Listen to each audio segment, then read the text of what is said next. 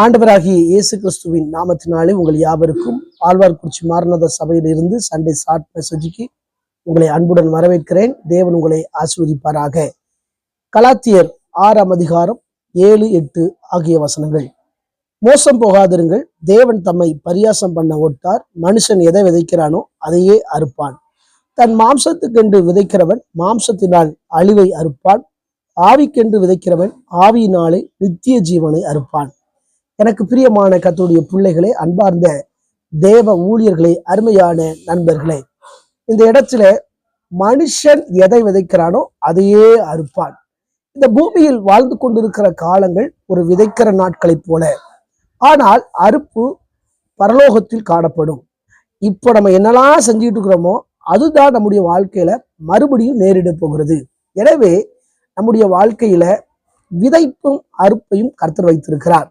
இந்த பிரபஞ்சத்தில் ஜீவிக்கிற காலம் ஒரு விதைக்கிற காலம்.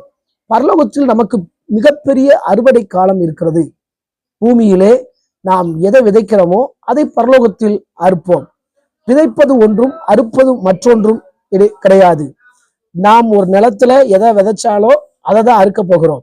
ஆனால் சிலருடைய வாழ்க்கையில விதைப்பது ஒன்று, எதிர்பார்ப்பது ஒன்றாய் காணப்படுகிறது. அப்படி அல்ல, நம்முடைய வாழ்க்கையில எதை விதைக்கிறோமோ அதை தான் அறுப்போம். ஆனால் இந்த இடத்துல சொல்லியிருக்கிறார் 2 விதமான விதைப்பை பற்றி. அருமையான அப்போஸ்தலனாகிய பவுல் கலத்தியார் திருச்சபைக்கு அவர் சொல்கிறார். ஒன்று, மாம்சத்துக்கென்று விதைப்பது. இந்த மாம்சத்துக்கென்று விதைப்பது பல காரியங்களை கொண்டு வரும். ஆனால் ஒரே ஒரு காரியத்தை சொல்லும்படி விரும்புகிறேன். நீதிமொழிகளின் புஸ்தகம் 22ஆம் அதிகாரம் 8வது வசனத்தில் சொல்லப்பட்டிருக்கிறது, அநியாயத்தை விதைக்கிறவன் வருத்தத்தை அறுப்பான், அவன் உக்கிரத்தின் மிலாறு ஒளியும்.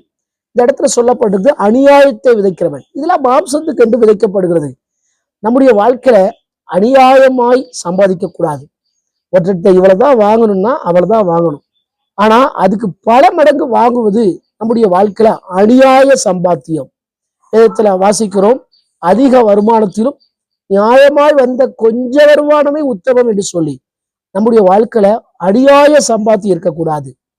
சிலர் சொல்லுவாங்க, இவன் எவ்வளவு அநியாயமா வாங்கிட்டான், ஒரு ஈவ இறக்கெல்லாம் வாங்கிட்டான்னு சொல்லி சிலர் சொல்லுவாங்க. வேதாகமத்துல சகை என்ற ஒரு மனுஷனை பார்க்கிறோம். அந்த மனுஷன் மற்றவங்க எல்லாத்தையும் அநியாயமா வாங்கினான். ஆனால் இயேசு கூட போன போது அவனுடைய உண்மையான ரட்சிப்பு வெளிப்பட்டது. அவன் சொல்றான், எதையாவது அநியாயமா வாங்கினா நான் திரும்ப கொடுக்கிறேன், 4 மடங்கு கொடுக்கிறேன்.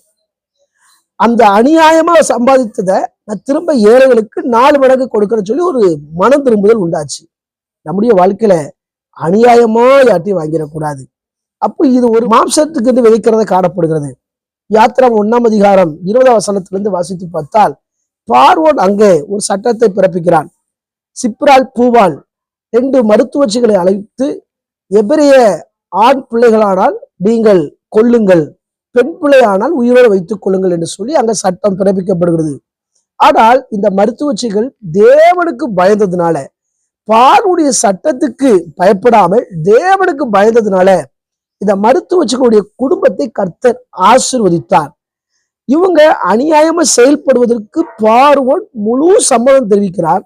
ஆனால் இவர்கள் அநியாயமா செயல்படவில்லை, கர்த்தருக்கு பயந்ததினால். நம்முடைய வாழ்க்கையில அநியாயம் செய்யக்கூடாது. வேதத்துல ரோமர் 2ஆம் அதிகாரம் 8, 9 வசனங்களை வாசிக்கும் போது, சண்டைக்காரர் சத்தியத்துக்கு கீழ்ப்படிய மாட்டார்கள். நம்முடைய வாழ்க்கையில சண்டைக்காரராக இருக்கக்கூடாது. சண்டைக்காரங்க தான் சத்தியத்துக்கு கீழ்ப்படியாம அவங்க வாழ்க்கையில அவங்க சில காரியங்களை செய்து வாழ்வார்கள். நம்முடைய வாழ்க்கையில ஆண்டவருக்கு பிரியமாய் நடக்க வேண்டும். அது மாத்திரமல்ல, நீதிக்கென்று விதைப்பது, அதாவது ஆவிக்கென்று விதைக்கிற விஷயத்தை பற்றி பார்க்கும்போது இங்கே சொல்லப்பட்டிருக்கிறது. ஆவிக்கென்று விதைக்கிற வாழ்க்கையை பற்றி பார்க்கும்போது நீதிமொழிகள் 11:18 நீதிக்கென்று விதைக்கிற ஒரு காரியத்தை பற்றி பார்க்கிறோம். நம்முடைய வாழ்க்கையில நீதிக்கென்று விதைக்க வேண்டும். இன்றைக்கு நாம் எதெல்லாம் உண்மையா விதைக்கிறோமோ அதெல்லாம் நம்முடைய வாழ்க்கையில் பெரிய அறுவடை. அதெல்லாம் ஆவிக்குரிய வாழ்க்கையின் அடிப்படை. அதாவது ரோமர் 8ஆம் அதிகாரம் 5, 6 சொல்லப்பட்டிருக்கிறது, ஆவிக்குரியவர்கள் ஆவிக்குரியதையே சிந்திக்கிறார்கள். நம்முடைய வாழ்க்கையில ஆவிக்குரியதை சிந்திக்க வேண்டும். அதே வேளையில தேவனுடைய கட்டளையின்படி அவருடைய உண்மையின்படி இந்த உலகத்தில் வாழ்ந்து மற்றவர்களுக்கு நன்மை செய்ய வேண்டும், தேவனுக்கு பிரியமாய் காணப்பட வேண்டும். ஆதியாகமத்தின் புஸ்தகம் 6:22 சொல்லப்பட்டிருக்கிறது, நோவா ஒரு நீதி உள்ள காரியத்தை செய்கிறான். தேவன் தனக்கு என்ன கட்டளை கொடுத்தாரோ அதை அப்படியே செய்தான்னு சொல்லி வசனம் சொல்லுகிறது. நம்முடைய வாழ்க்கையில தேவன் நமக்கு என்ன சொன்னாரோ அதை அப்படியே செய்தா அதுதான் ஒரு நீதிக்கென்று விதைப்பது.